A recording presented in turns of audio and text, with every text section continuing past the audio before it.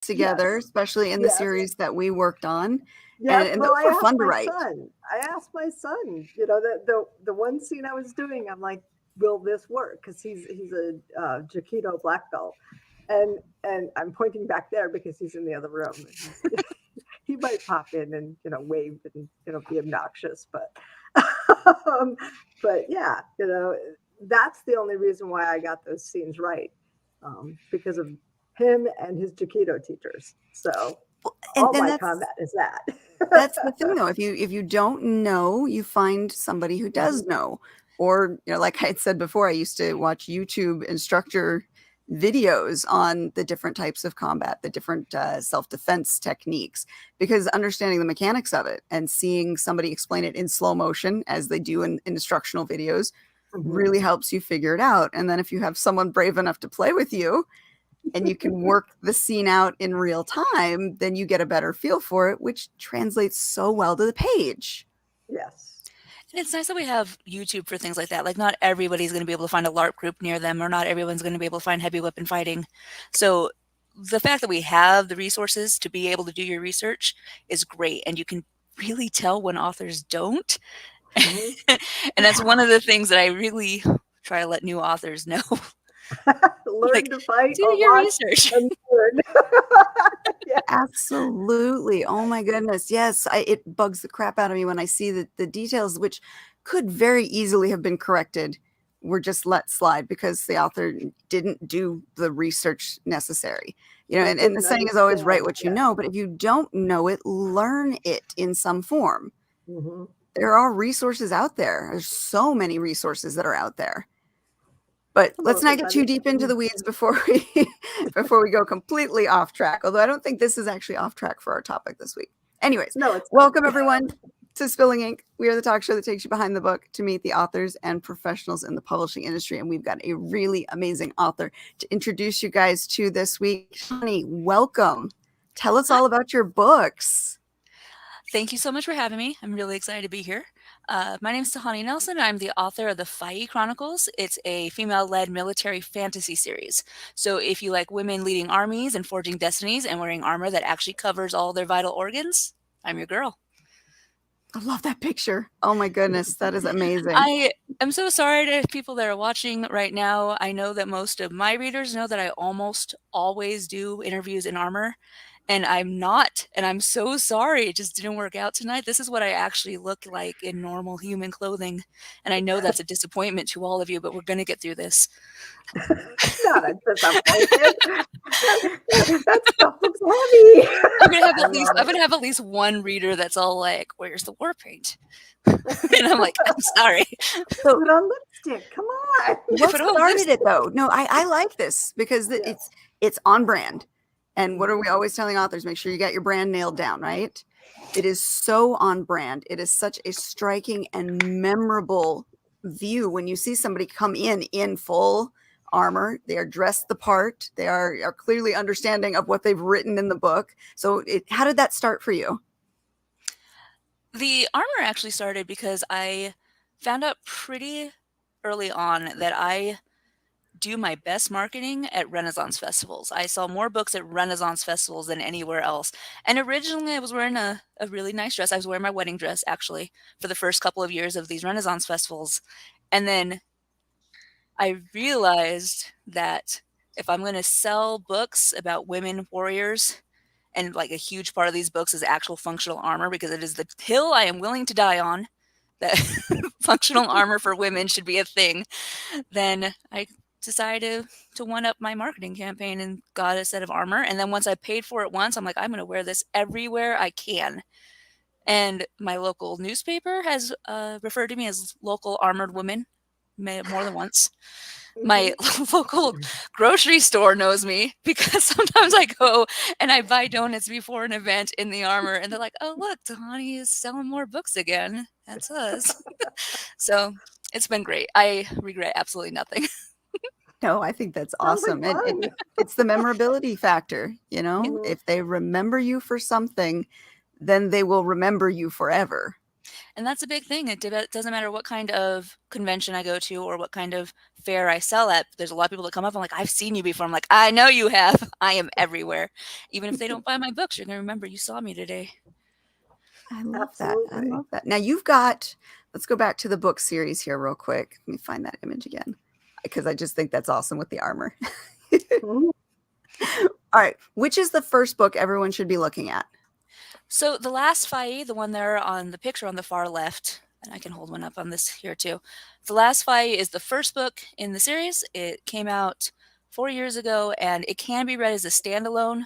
But if you want to see more matriarchal societies and women leading armies and being amazing, I wrote this book because I just wanted to create all of the characters that young me looked for and couldn't find. I'll put it here in front of my face.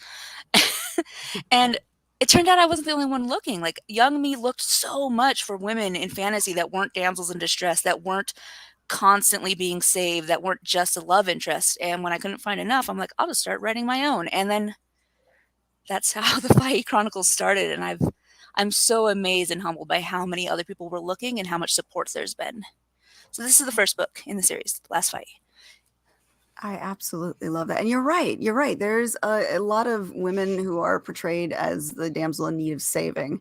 And I think urban fantasy specifically was a genre that kind of tried to change that and tried to give women, you know, the spotlight and show them as badasses. And I think a lot of us, especially our generation, latched onto that and we're like, yes, you know, it's the next evolution of girl power. Let's show them actually being powerful. Let's show them being capable. Let's get rid of those stupid tropes that you hear about that women can't wield swords because, oh my God, they're so heavy. No, absolutely. And urban fantasy has done a great job of propelling that forward. I don't personally write urban fantasy, but I can't read enough of it. I love it so much. That's my primary genre is urban fantasy. And Jane and I, we have both written a series together along that line. I've got a bunch along that genre. Jane, I know you've written a lot of very strong female characters over the years most too. of my female characters are most of them are strong. I mean, even when I did the Fractured Fairy Tales, my females are strong. Yep. Because, you know, I don't like reading about weak females that make really bad choices. Right? You know? Yeah. You know, it annoys me in life, so I want to see it on the page. And to you know, add on to that, that's not to say we don't have good male characters either. Right. But we don't have to have the male always saving the female. We can have two capable warriors fighting back to back. That's a thing. And we can have the female saving the male. Absolutely. We have done that before too. But yeah, I do agree. Our generation, I think, really latched onto the whole, you know, give women their power back, show a powerful woman, show somebody who's capable. And, you know, when you find authors that write that, you tend to devour all of their stuff because that's what you've been craving. Right. Now, speaking of the armor, do you have the weapons to go along with that? So for most conventions, they don't let you just walk in with a sword, and we found that out multiple times. But I do. Red Deer usually is okay with it, as long as it's peace bonded. And if I peace tie, I can usually be fine at the Renaissance festivals. But at the same time, books are heavy enough, and sometimes I'm just like, I don't want to go back for the sword. So sometimes if I have to choose between the weapon and the books, I pick the books.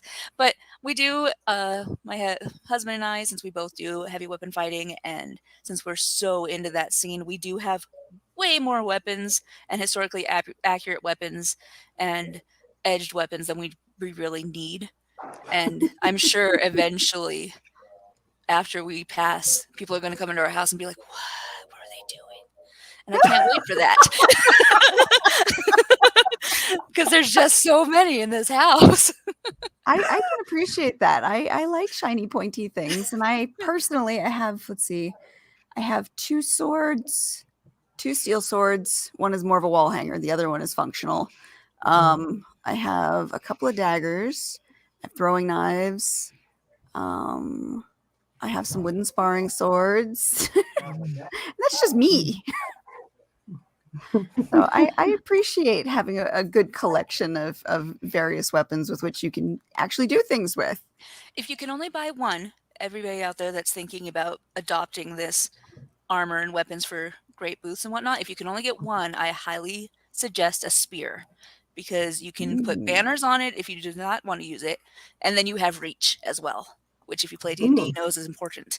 And it's much easier to just stick a spear out in front of your booth, and it looks great for pictures. It actually it's better for visibility than any of your single bladed weapons are going to be. So there you Okay. go, practical for selling books and Bring a fighting off spear. monsters. All right. Well, so if you don't have a spear, then what's your next favorite weapon of choice? I have a really nice dagger that I really like. It has a sheath that matches my armor. It's very nice. But for any of the, since most of what I do is about selling books, it's great for opening boxes and unveiling videos. So I put on my bracers and I use my dagger, and people are like, wow, even when she's just opening a box, she's in armor, and that's my brand. So I love that. I absolutely love that. See, again, marketing done right. You've given something that's very memorable, something that is something you relate to as well. It's not you're just playing it for show. You actually like this. So it's not just a costume. It's a piece of you that's been put not only into the marketing but into the books. I love that. It's hard for authors to figure out how to properly brand their books, how to reach out to others and convey the message. So that, and I am amazed by how many long-term authors told me I was insane when I started this. The first time I walked into a book convention, and there's all these people all dressed up all nice, and they're wearing pretty sweaters and suits and whatnot, and I'm like, boom. And they're like, that's crazy, you should go home and change. And I'm like, I'm not going to. We're going to see how it works, and if I get laughed out of here, I might consider that afterward. But everybody stopped in my booth. People that didn't even read fantasy were like, hey, what's going on over here? Yeah. I gotta see that. If you do write fantasy, people who read fantasy also like fantasy armor. And if they can see you from across a convention center, they're going to come talk to you. So I'm really just trying to convince the entire world to buy armor. Like, that's just my end goal, is everyone who has a suit of armor by the end of the day. Come back into style. Yeah. I don't know. I've looked at a few pieces myself I would like to get. Someday I'll complete mine.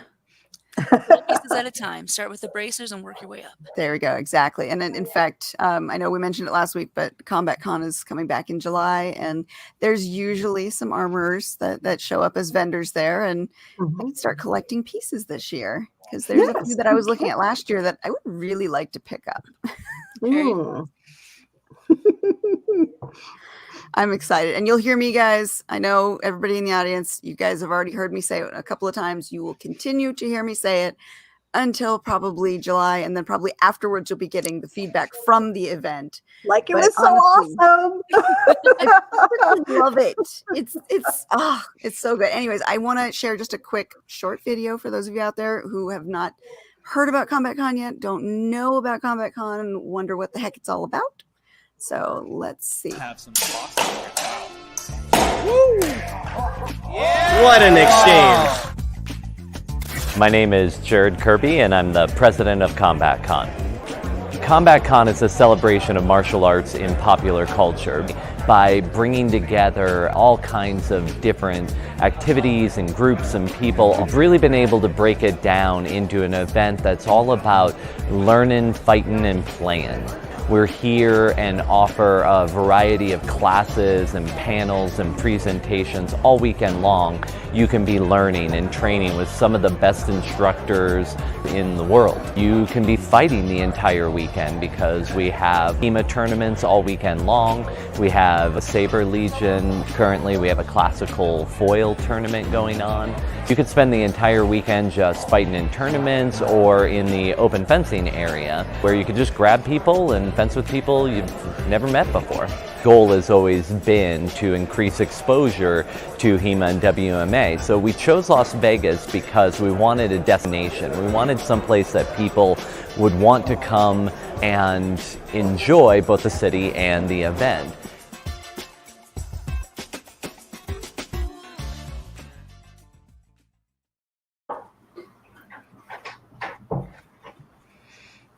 So yeah, that's happening. I like the last graphic. I really do. This one. Yes. Select your player. Well, because we're doing the intensives this year, we're doing, the 4 different intensives. We're doing the filmmakers, we're doing the writers, we're doing the Macklemore system, which is the tomahawk and knife. We're doing the stunt actors, and each of these 4 intensives are going to be intensively learning their skill set, but they're also going to be combining to create something at the end of the event that will be shareable and will be just absolutely awesome. What we're doing is we're creating almost like a film festival. We're making our own films. So the writers will be working on our writing skills, but we're also going to be writing the scripts that will be filmed and acted during that same weekend, so that it all joins together. I'm so excited for this. Oh my goodness. Me too. That looks amazing. Oh, you should I've never come. heard of this. You should come. They're celebrating their 10th year this year, which is amazing. And they're really trying to go big this year. It's every year that I've gone, and I've been going since about 2017, I think, has gotten better and better. The people that are the teachers, the instructors there are awesome. They're all great people. There's various disciplines of fighting, so it's not just swords, but there's sword buckler, there's longsword, there's fencing, there's rapier, there's all different disciplines of that. But there's also self-defense. There's stunt fighting, learning how to play fight. Like you said, there's open fencing. You can get into an open fencing ring and practice if you want to, and make new friends by beating them up. I mean, it's great. Hey. That sounds amazing. Oh, how cool. Yes. It is definitely a weekend worth going to. And then Saturday night, they do the Time Travelers Ball. So for those of you who like to get dressed up and show yourself off, it's very fun. It's all times are welcome. So you get people who are like Victorian, punk. You get some of the modern dress. It's such a mix of everything. They really try and incorporate all fighting and pop culture together. And I love what they do. Yeah, unfortunately, even if we wanted to go, that is the weekend of our friend's wedding. I was just like, yeah, I couldn't talk my husband into it anyway. No, But I get it. I get it. I'm like, that's the wedding. We can't say no to that. Just plan for next year.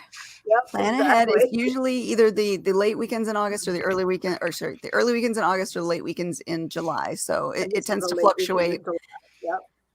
But yeah, oh, it's so much fun, and it's right in my backyard because I live in Vegas, so it makes it even more easy for me to get to. But yeah, for anybody who likes to incorporate combat into their writing, this would definitely be a good way to do it. Yeah. And for the writers there, do they have tables where they can sell books as well? Like a regular con? Okay. Yep. The vendors hall is a mix of everything from jewelry to weaponry to tournament gear, because there are HEMA tournaments going on all weekend long. There's some really cute. There's a lady last year who had she was making armor for teddy bears at her booth, and it was adorable. She had all these little beanie babies, and she was arming them. That is cool. And they have things like Critical Care Comics shows up for that, and you've got some costume characters walking around. They welcome people to come in cosplay. They have LARPing groups come out in the demo ring and wail on each other with the full armor, which is, while it's very loud, it is very entertaining to watch. They had a few years back, they haven't been the last couple of years, but COVID's kind of shut everything down. They had the Juggers of the Wasteland, which was the most interesting fighting group I've ever seen. And they look like these big, huge, burly guys, and they're dressed in like post-apocalyptic armor. And they do a demo of the game that they play, and it's so much fun. It's you never know what you're going to see, but you always have a good time. And there's a lot of opportunities to learn everything. I think they even have yoga with long swords, which that's awesome. Like, I need to do that class just because I need to do that class. And again, for the writers, we talked about it before, if you don't know how to fight or you don't know how to show a fight scene, getting experience going to classes and learning the techniques, or even simply watching as instructors are teaching these techniques is such a helpful thing. Mhm. Right.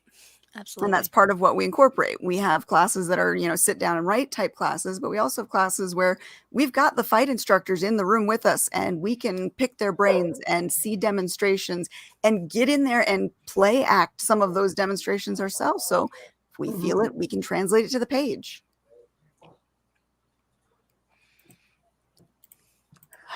Like I said, I'll be talking about this all the way until July and then probably even afterwards. So speaking of that, because we're talking about fight scenes and you've obviously got women warriors in your book, how Yes. did you approach the combat in your book? Or books? By the time I actually finished or started writing the last fight, I'd been in heavy weapon fighting for quite a while. I had so many rabbit holes just in research. I spent like 6 months learning how to build and calibrate siege weapons, and then I completely deleted that scene anyway. And all the knowledge is still back there, and I'm hoping to eventually make that fight scene into a different book, but it never made it. But that was just the biggest thing for almost every year except for 1 or 2. Like, I was always the only woman in any of our heavy weapon clubs. I was one of the few women that was LARPing, and I just wanted to normalize. There we go. Normalize something that was so common to me. Like, I'd always wanted to be a warrior of some sort, and I feel like so many women just don't have that. So I really got into studying how to fight. I got really into studying siege weaponry I never used, just to create better fight scenes that I knew that I would enjoy, and therefore I thought other women would enjoy as well. And then it turns out that 60% of my readers are male, so I guess everybody likes it, and that's fine. Yeah. Yeah, I think women can appreciate, or men can appreciate a badass woman who knows what she's doing. Mm-hmm. Absolutely. Yeah. I love that. I love that. So you have real world experience with the fighting, and you're able to practice the scenes, obviously, and then translate them as you write them into your story. Absolutely. And my husband's a huge part of that because he humors me even when I know he doesn't want to go outside and be like, hold on, we got to figure out this scene. He's like, can you do it in your head? I'm like, I cannot. We got to visually see this outside. 6 feet of snow on the ground. He's like, no. Why? I have But such a that's so supportive much fun. family. Aw. I know. I would never have made it this far without the support I have from my family. Everybody's been behind all my insanity from the beginning. Mm-hmm. You need that, though. You need a support structure to help keep you going. Absolutely. Mm-hmm. Now, have you been able to do any conventions? Obviously, the last 2 years have been rough. I haven't. I've been able to do a couple of the local ones. The main thing I go through is Renaissance festivals, and I had to stop the circuit when COVID started, and I haven't been able to rebuild up my Renaissance circuit money fund. But my local Renaissance festival, which I'm a board member for, is changing venues this year, and this will be the first time that we've had the fair since COVID started, and I'm really, really excited. So here's hoping that the circuit can start again. We'll just build it back up. Oh, fingers crossed. I'm really excited. Now, does your local Renaissance festival, is it just like a weekend, or do they do like the full season? Like, I know some places have like big full season Renaissance festivals. The Montana Renaissance Festival is only one weekend. It's the first weekend in June. For all the last 12 years, we've been doing it at a local zoo, but we've outgrown that venue. So now we're going to a larger venue this year for the first time ever. And I'm very, very excited. So Ooh. Oh, I love Renaissance festivals. We do the same thing. We only have a weekend out here, and I love it. It's usually, for us, it's the first weekend of October. And I absolutely love it. My favorite to watch is the joust. And I always make sure my kids get like right up against the gate so they can see everything that's happening. And occasionally they get to ride the war horses afterwards, which those things are giant. Oh my goodness. Love the jousting. Like, that's definitely my favorite part as well. So, and at this new venue, we have a better jousting arena. So I'm really excited about it this year. Oh, It's so That's much cool. fun. I wish ours was longer. I know next door to us in Arizona, they have the seasonal festivals, and someday I'm gonna make it out there for that. I was born and raised in Mesa until I moved to Montana when I was in my late teens, so I went to that one every year growing up. So So you my- know all about it. It's like a I whole do. village. And I remind my parents every time that I go to a new Renaissance festival or ask them to help me with a book con or something, and I'm like, you started this. You started this when you brought me to the Arizona Renaissance Festival every year. Now, I when have you're to going find to some around here. I haven't. I mean, the Northeast is. what? I don't know. Oh, I bet that you have I so think it's- many that you don't even know about, and you're gonna love them, and it's gonna take up your entire life, and it's gonna be fantastic. they are super fun to go to. I Hmm. absolutely love them. But that brings up a logistical question too, because Renaissance festivals, unlike a lot of other book festivals, tend to be outdoors. So you're at the mercy of the elements. Have you ever run into any logistical issues with trying to sell books at festivals like that? Sometimes, I've had more issues with extreme heat than extreme cold, which has been a problem, especially if you're not used to wearing armor or if you're not used to being outside for that long. Definitely learn to hydrate ahead of time. You'd be amazed at how many people, especially at local Renaissance festivals, get like heat stroke because they're just not used to it. Mm-hmm. I now wear a leather breastplate instead because it's a little bit more mobility and it's not nearly as hot. But I've sunbaked that leather several years in a row, so you got to watch out for things like that as well. With snow, we live up here in Montana, so it's sometimes you'll have a surprise blizzard and you're like, well, that's not what I was expecting. One of the biggest things you have to watch out for is frostbite, especially if somebody's wearing chainmail and they're not used to it. That's something that a lot of Ooh. people don't think about. And then they Ooh. sweat on their chainmail, gets slightly wet, and they're like, now that's attached to your skin. That's a problem. So you got to do like help people with that. But I mean, as long as you know ahead of time what the weather's going to be like and hydrate accordingly or keep yourself covered if there's snow, you should be okay. And there's medical professionals at every Ren Fair knowing that there's a lot of Mm-hmm. drinking and sores. So they're Mhm. prepared for everything. I think the worst issue I've had was I got sat near a mulberry tree and it was very windy and the berries kept plopping down onto my table and staining everything. Oh no. Mhm. So I have a Red permanently berries. stained banner from that. Luckily, Mhm. I was able to save books from any permanent damage, but my beautiful white banner, the runner for my table, is stained in multiple places with red. Oh. Well, But you that was just the say worst you I've killed experienced. people. Yeah, You say, it's "I'm blood. sorry, but I got some blood on it." And that's usually what I'll do to play it off. I'm like, yeah, you know, the last guy won't do that again. Yeah. Yes. Yeah. No, just put a knife over that part of the table and let people decide for themselves what happened. Exactly. And I came from more of a Comic-Con background. So I'm used to the whole getting dressed up and that being just normal. One of my favorite things to do when I do conventions at Comic-Cons is usually to either dress up or chase people around and find the best costumes and, you know, take pictures all weekend. So my Instagram tends to become filled with other people's costume pictures the entire weekend. And the team, we call ourselves the League of Fantasy Authors. We all tend to share tables to keep costs low. Absolutely. We play cosplay bingo. And we make it something that people can play as well. We give them a sheet and you take a picture with different people on the card. And if you fill up your card, you come back and you get like a discount on books or something. That's I kind love of it. cool. But we That's a make cool theme. we make a thing out of it because, you know, we lean into, you know, what you're doing. If you're at a fantasy convention, lean into that fantasy. You know, have fun with it. Don't be afraid to do that because that, again, it's memorable. That's the best kind of marketing because you're not trying too hard. You're doing something you actually would do anyways. Right. Yeah, no, just if you're excited, the people there that see you are going to be excited as well. And again, being remembered is one of the best things you can possibly do in any brand. Yes. Mhm. Yes, absolutely. And again, when it's genuine, that's even better because you're not trying. You're just doing what comes natural.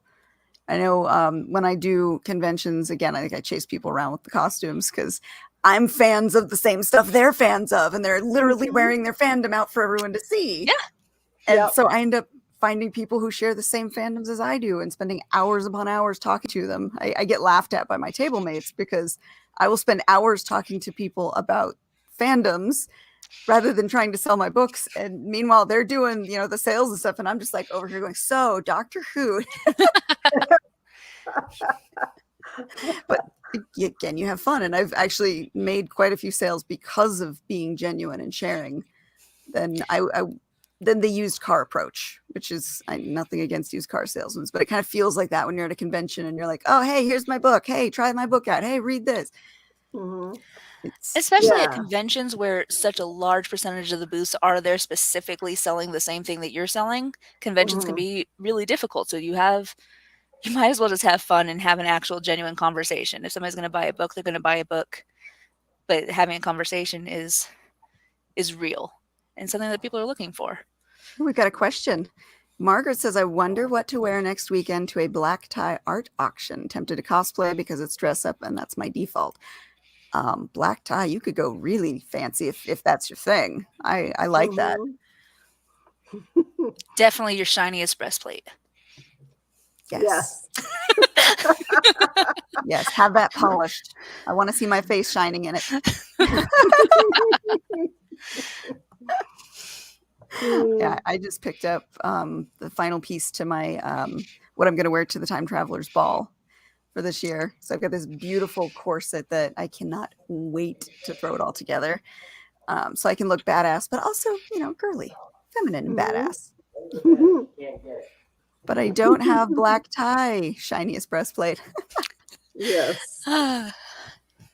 You're telling me, Margaret, you don't have fancy schmancy clothes. I think you do. Sequins. Anything with sequins. Yeah. Yeah, honestly, anything that activates the crow brain is gonna be fine. That's right, shiny. Yeah, shiny sequins, shiny earrings. Yep. Sorry, I pushed my computer by accident. We all love sparkly things. Yes. What did you say again? Not that aren't historical. Well, what's the actual? It's an art auction, black tie art auction cosplay. It sounds like you could wear literally anything, and they would be like, "Yes, on brand." What kind of art is being auctioned? Let's ask that because that'll give us an idea of the theme. If it's abstract art, if it's historical art, if it's nature scenes, what kind of art are we looking at? Is it going to be something avant-garde? Because you could really go crazy with that. But also, again, back to what we were saying before, be comfortable in your own skin. So don't wear something that you're not going to be comfortable in because that's going to show. But lean into it if it's your personality. Yes. I like the sequins idea. Yeah.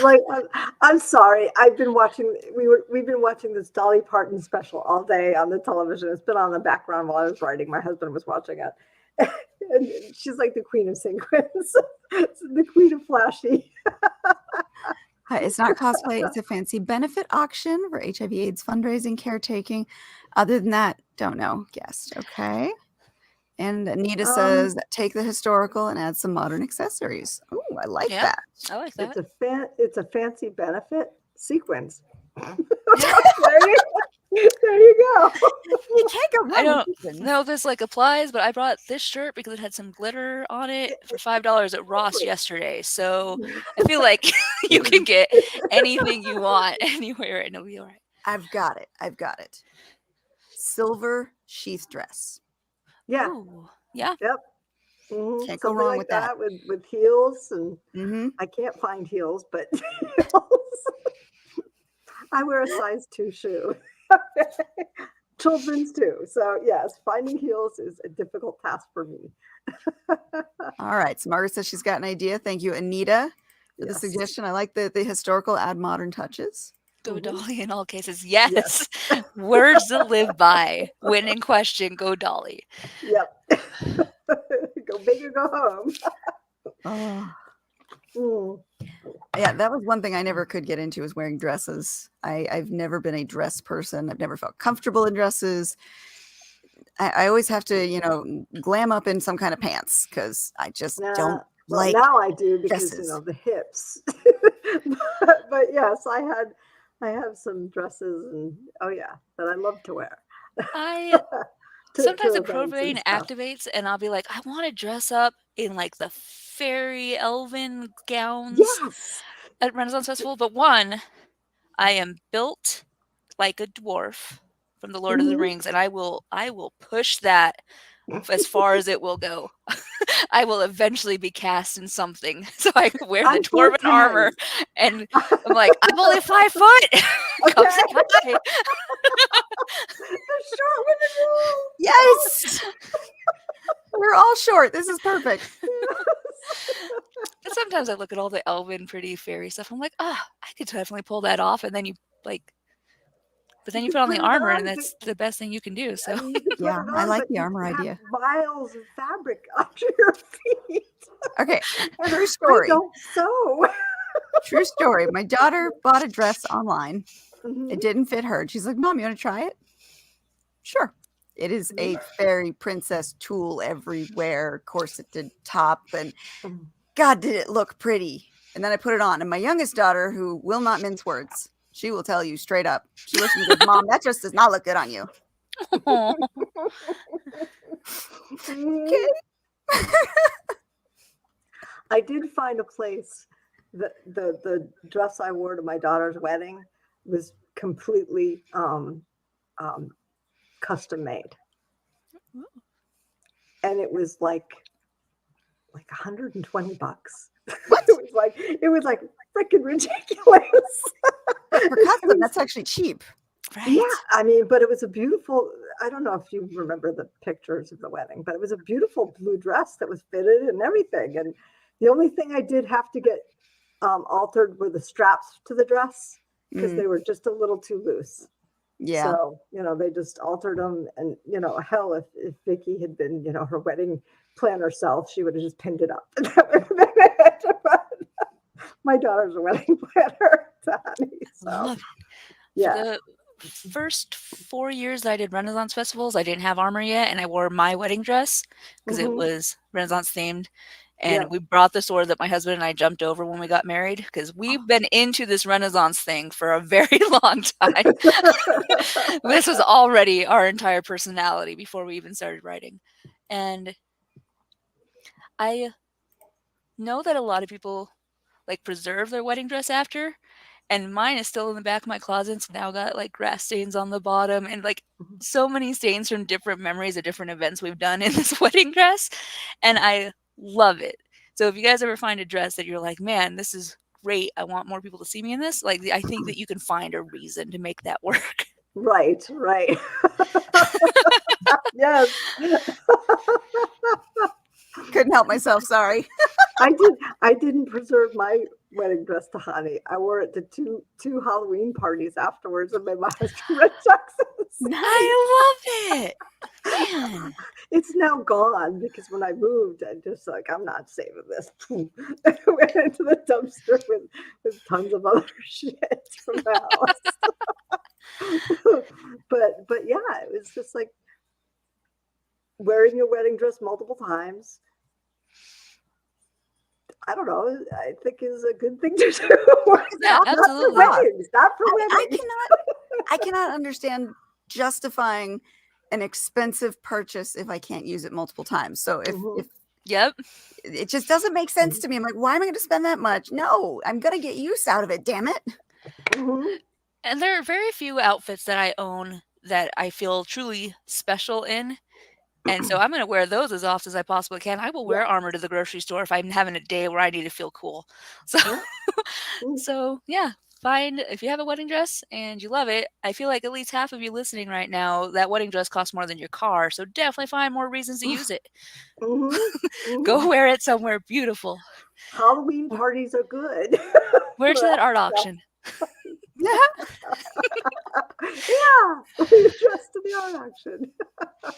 Yeah, I've never. I guess I'm a cheapskate though. But I've never ever understood the idea of an expensive dress for one single occasion, and that's it. Yeah. Mine wasn't expensive either, so but it was what I wanted at the time. My daughter's wasn't expensive, thankfully. I mean, her alterations cost more than the dress because she got it on sale. She's I don't know where she gets it. She doesn't get it from me, but she's a very sale-oriented child. She goes and looks for the sales and the bargains and negotiates.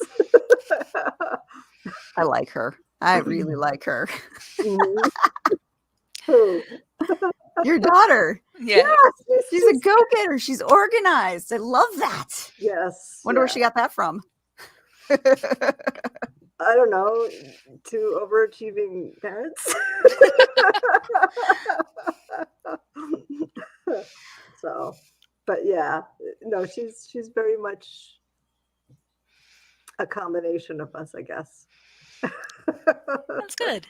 All the good parts, right? Okay. Yes, absolutely is totally what she just said. Yes. Of course. She got the crazy, my son got the calm, okay? Yep, that Yes, happens. she's highly organized, highly detailed, and highly a negotiator for everything. That's good. That's If really there's good. something you want negotiated, call her. That's never been my strong point. I usually my ex-husband was the one who I would always give to customer service people to talk to, because he would have a way of talking to them where he could get them to listen. Whereas me, I guess I just go straight into Karen mode. Nobody wants to listen to that. So Yeah, it's not intentional. It's just, I don't have time for bullshit. I suck at negotiations. That's me. Just fix it. It shouldn't have been done in the first place. I'd be a horrible hostage negotiator. Get on the phone. What do you want? Fuck that. We're not doing that. Kill him. I don't care. Don't waste my time. I don't care. But actually, I am a good car pricing negotiator. I have done wonders with that. So maybe she does get it from me. Okay. I feel like I'm better at negotiating if I'm wearing armor. Probably. I haven't really practiced it another way, but I feel like it's a mood booster. Well, it's the whole power suit idea. When you put on the suit and you feel, a little powerful, confident, you can hold your head up high and walk in with that confidence. I'd say that works. Yeah. I think Oh, go ahead, Tahani. I think that we all wear our outfits and our styles and our makeup, if you wear makeup, as a kind of armor. That's the thing that protects you from the outside. I just take it a step forward and be like actual armor. But that's just, I don't know. I think whatever style you have going for you, as long as it makes you feel comfortable, that's going to help you in the real world in 1,000 different ways, just because people can see other people that are genuine. Mm-hmm. And we've circled back to that whole being genuine thing again. Mm-hmm. It's very true, that whole being yourself. If you can embrace who you are and what you like and use that to go forward and create, or to sell, or to do what you need to do, then it doesn't become as hard as the marketing that we try to do for our books, all the advice that we get, and that can also explain why some things work for some authors and some things don't, because there's that element of, are you being genuine? True. It is hard to peddle our wares, put it that way. I'm much better saying, well, I only want to pay X for that, instead of saying, buy my book. No, that's fair. And it's harder to turn the tables and try to be genuine about it, like buy it, isn't it pretty, buy it. but it's like, no, it's a good story. It's just like, okay, let's see what you have, show me what you have, that's more me. Show me what you're selling and stuff like that. Standing Especially up on the top of the hill is not fun unless you're in armor. right. Everything's fun if you're in armor. Exactly. Especially with fantasy authors specifically. I try to convince new fantasy authors, like, go try all the things that you were embarrassed to try in high school. Like, go try heavy weapon fighting. Go try finding local LARPers, live action role play. Go to your local Renaissance fair dressed up as dressed up as you want to be. Like, all the things that excite you, go do that, because you're going to meet other people that like the same things as you do. So worst case scenario, you end up with some good relationships that are just nice in the real world, with a secondary bonus as friends that like the same things as you will often buy your books. Mhm. It's a long game. But just Mhm. having real connections with people that enjoy the same things as you is going to make you a more fulfilled human, I think, and Mhm. oftentimes a better writer, because it gives you a chance to explore those things even more once you're no longer afraid of whatever judgments there might be. That's absolutely wonderful point. Absolutely. Yes. I miss the Ren Fair. Margaret, they don't have Ren Fair where you're at? We Oh, all maybe miss it is a Ren whole Fair. East Coast thing. Maybe the East Coast just doesn't understand Ren Fair. The last 2 years cut a lot of stuff out. That's Yeah. true. That's very true. Yeah. But I mean, and even Ren- before that, was Ren Fair popular on that side of the country? I don't know. I don't know. It was nothing that I ever did. So I feel like you would take to a Ren Fair like fish to Oh, water. Like, my heart hurts for you. I know. It would be fun. But I don't even know any that are around. And I'm sure some of the people who are around here who know will now contact me and say, "Did you know about this? Did you know about that?" But Oregon has a couple of great ones. Yes. Yeah. Jane, I'm doing everything I can not to just Google Ren Fairs next to you right now. I know. When we're done.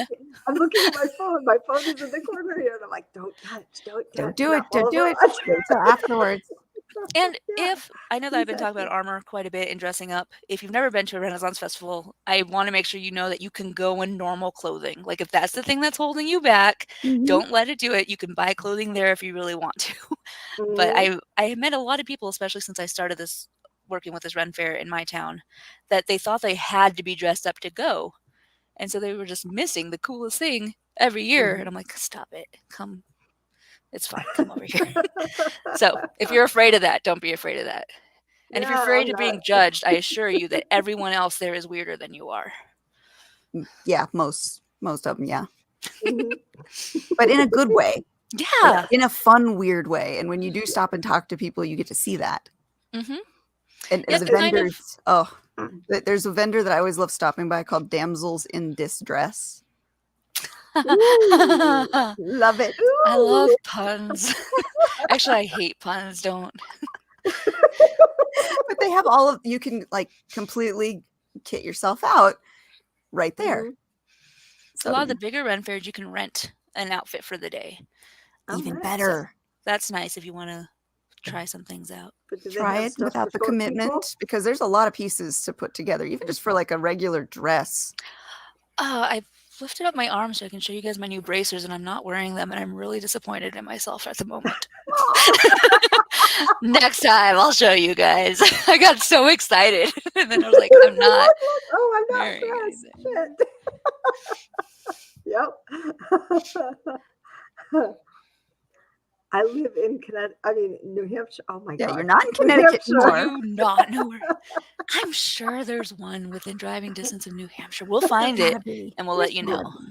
Yeah. New Hampshire in the winter and Maine in the summer. So All right. We'll There's find you a Ren something. Fair. We'll make sure Yeah. you get to go. it used to be Connecticut. In Connecticut, I'm sure they had them. Massachusetts must, but who knows? Even if it's just a weekend thing, because the weekend ones can be fun too. Yep. Mhm. Yeah. It doesn't have to be the full seasonal ones. The weekend ones are definitely fun to go to. It's worth stopping in and wandering around. Just for a day, wander around, see what you see, look at the vendors, see all the different shows they put on. It's very entertaining. New Yes. Hampshire, no idea, but Maryland is big, so there's Maryland has something a huge one. Yeah. It could just be the Northeast. The stuffy Northeasterners. I think it's just No. hidden. You just have to find it. Yes, I'm sure. I might be making this up, but I feel like the states on that side of the country are a lot closer and smaller than ours. Like, it takes me 45 minutes to get out of my driveway Mm, because I live in Montana. yeah, and, that and makes sense. apparently in the east, like back east, you can just, Just for spit my 45 minutes, be in a blood. different state. And that's so weird to me.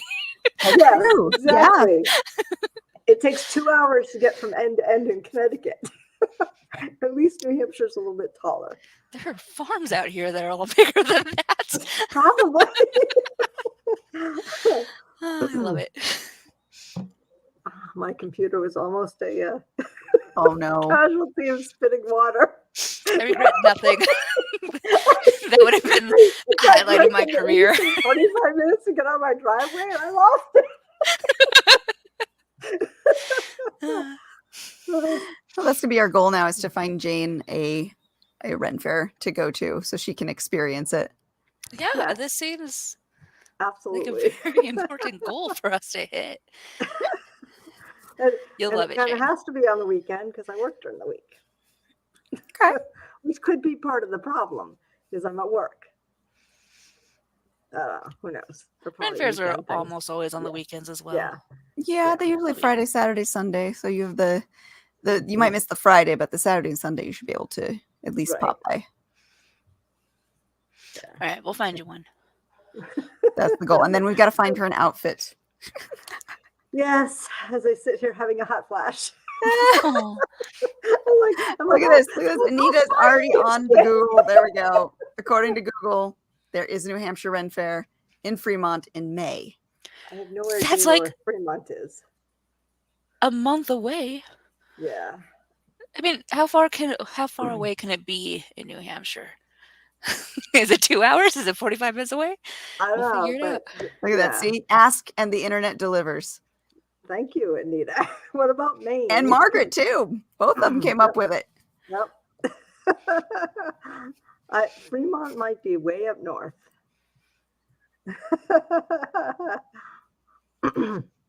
I'm looking. Hold on. See, now we're all invested in getting you to go. Right? I'm trying to find out how way up north, how far away that is in New Hampshire speak. Oh, it's And then after that, we need to figure out how to get everyone to go to Combat Con so you can come visit me in Vegas. yes. I would love to do that. It's in a couple of months. Oh, Tickets I just will. went on sale. Mhm. You don't have to do the intensives. You could just get like a warrior pass and go. Well, it's down in southern New Hampshire. And it's probably closer to our place in Maine than where we are now. She's getting So the I have maps to- out. This is happening. Yes, I did. I did that. However, in May, it better not be the weekend of the 21st. What's happening that weekend? Garth Brooks concert. Oh, Hmm. I already put it on the calendar. I think that's Phoenix Comic Con weekend. No, maybe it's the weekend after. I've got to look because I know I'm out for that one. I'm Yep. finally getting to go back. It's been almost 3 years. Finally. Can't wait. I'm so excited to actually get out of the house and do these events again because I was talking to a friend of mine that there's an inspiration you kind of get by being around other people that you share your fandoms with. And Absolutely. it perks your spirit back up and it gets you excited again to want to create. And I've missed that. Yeah. So I need this. Yeah. I haven't never been a vendor at a Comic-Con. And, the last one we went was in Rhode Island. And, I keep promising my son at some point I'll take him to the one in San Diego, but that's not going to be for a while because Right. now we're just going to go on a cruise instead in next March. So yeah. One thing, another. Slowly we'll get you into it. We'll get you to doing all the fun events. Mhm. Well, I still want to go back to Alaska and go sled dog riding Ooh. because we were supposed to do a helicopter ride and sled dogging, and then the winds came up and we didn't get to go. Oh. And we were both really excited about that. You get to do all the fun stuff. I need to like live vicariously through you. Well, we didn't get to do that. So You're planning to do it again though. So hopefully, yes. Hopefully, yes. We're looking at that as well. love it. Love it. Yeah. So, all right, since we are coming down to the last 5 minutes of the hour, let's talk about what you're doing over the next year. Do you have events that you're going to be going to where readers can find you? Do you have anything special planned? Any book releases? I'm hopefully going to be doing the Renaissance Festival circuit here up in Montana and maybe the Pacific Northwest. We'll see how that goes. I don't have any book releases this year. Like my entire life has been based around the Faoii Chronicles for so long, and now that that is complete and the series is actually over, I'm a little bit paralyzed by choice. So I'm writing a bunch of different things, and we'll see what happens where I end up going. But I probably won't get anything out into the world this year. Okay. That's all right. That's fine. Yeah. And how about any events that you can attend this year other than the Ren Fair? Do you have any book festivals? Any, I don't know, any Comic-Cons? Any? So if you're here in Montana, I've got the Billings Book Festival coming up. MizCon is coming up in Missoula. I'm really excited about that one. Obviously, my home Renaissance Festival that I personally am such a huge part of is the first weekend of June, and it's moved to Red Lodge instead of being at the Zoo Montana, which if you guys don't live in Montana, this doesn't mean anything to you. But for those of you who do, it's at Red Lodge this year, and we're very excited about the new venue. And that's everything I have right now. I'm really excited that things are starting to open up again, but it's been so long that I kind of have to restart everything. Got to learn how to do it all over again. Right. Yep. And how about you, Jane? What's on the agenda for the next few months for you? This series, this is a pretty So tough one. pretty. Yes, it is phenomenally beautiful in person. Yep, there you go. This series is this year. And on Tuesday, that book comes out, and I'm having a Facebook group takeover party that I'm actually really excited about. I've got a bunch of authors coming on, so we have giveaways galore. One of them is that, and some surprises. So I have some surprises coming that will go in a box and get sent out with a signed book for one winner. So How exciting. yep, come find me on my Wicked Crypt Keepers. So that's this week. So I'm kind of like in release mode, which I haven't done. Well, I have done huge releases, but they kind of flopped. And Tahani and I kind of know some of that. But yeah, it's this is mostly me. It's going to go well. I'm excited for you. And for those of you who didn't catch last week's episode of Spilling Ink, we do have all of the links in the notes. So go back to that episode, check out the show notes, and every link that we talked about is in there. So all the book marketing, cheap, free, and inexpensive options for you are there, so you can easily find it. Yes. And I thank everybody who piped in on that because it was helpful as well. Yep. Even being in the business for as long as we have, we're still learning new things because the market's constantly changing and evolving. Yes. And new tools are coming out and such. All right. Well, for So me, what I do know you I'm beating a dead horse here, but up until CombatCon actually starts, I'm going to be helping to promote it because I am one of the leads on the writers track this year. So we have 4 different intensive tracks that are going to work together to not only give you an intensive education on that specific track, but to create something that you will be able to be proud of by the end of it. So if you are thinking about it, check out combatcon.com. Look at the options they have available. You don't have to do the intensives. You could just sign up to go. You can sign up a la carte for classes if you think that there's some classes that are interesting, or you can just go for the experience because that's also pretty fun too. So I'll be doing a lot of promotion for this. I'm working in the background on getting the curriculum set up for the writers to figure out what we're teaching and how we're going to incorporate all of the overlapping that's going to happen. But I'm super excited. And yeah, that's my life for the next few months. All right. Well, we are done for this week, everybody. I thank you for hanging out with us, and we'll be back again soon with more fun conversation. Everybody take care.